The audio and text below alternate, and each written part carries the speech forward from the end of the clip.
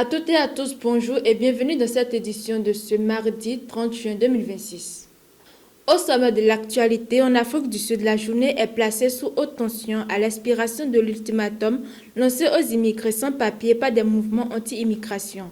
En Europe, le géant du tabac British American Tobacco annonce plus de 9000 suppressions et externalisations de postes de travail le monde pour faire face au recul de la consommation de tabac. Dans les Amériques, le Venezuela fait face à une catastrophe humanitaire sans précédent. 6 jours après le séisme meurtrier, les autorités peinent à identifier les victimes.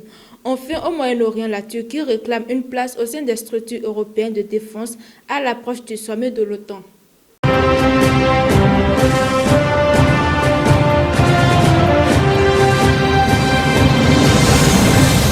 Nous ouvrons ce journal en Afrique du Sud.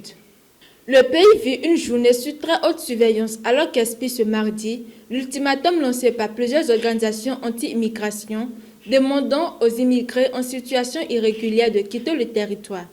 Depuis plusieurs semaines, cette nouvelle vague de violence xénophobe inquiète profondément les autorités.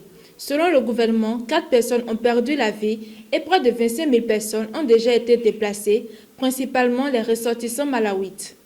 À Johannesburg, Durban et dans plusieurs autres villes, des milliers de policiers épaulés par des sociétés privées de sécurité et des hélicoptères de surveillance sont déployés afin d'éviter tout débordement.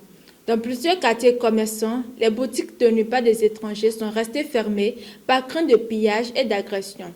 Beaucoup de travailleurs étrangers disent vivre dans la peur, tandis que les autorités appellent la population au calme afin d'éviter la répétition des violences de 2021 qui avaient fait plus de 355 morts.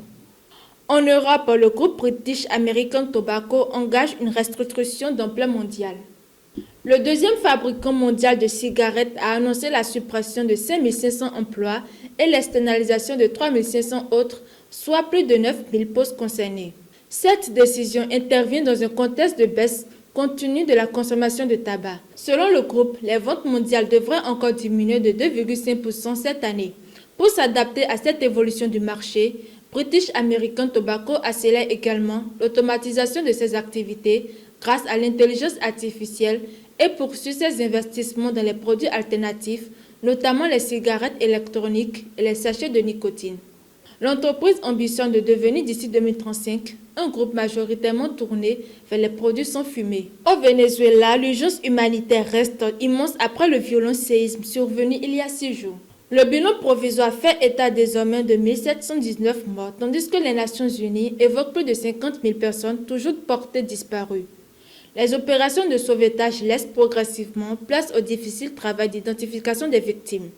Les autorités sanitaires alertent sur le manque de matériel pour préserver les corps. L'ONU prévoit l'envoi de 10 000 sacs mortuaires afin de soutenir les opérations, tandis que 27 pays poursuivent les efforts de secours sur le terrain. Nous terminons cette édition en Turquie. À quelques jours du sommet de l'OTAN qui se tiendra à Ankara, le président Recep Tayyip Erdogan demande une intégration plus importante de son pays dans les dispositifs européens de défense. Ankara souhaite notamment rejoindre le programme européen SAF destiné à renforcer les capacités militaires des pays européens. Mais cette demande continue de susciter des réserves au sein de l'Union européenne.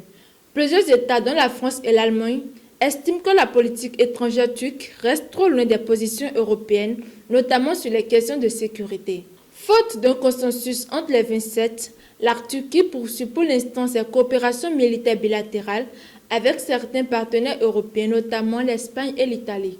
C'est la fin de cette édition. Merci de nous avoir suivis et à très bientôt pour une nouvelle édition.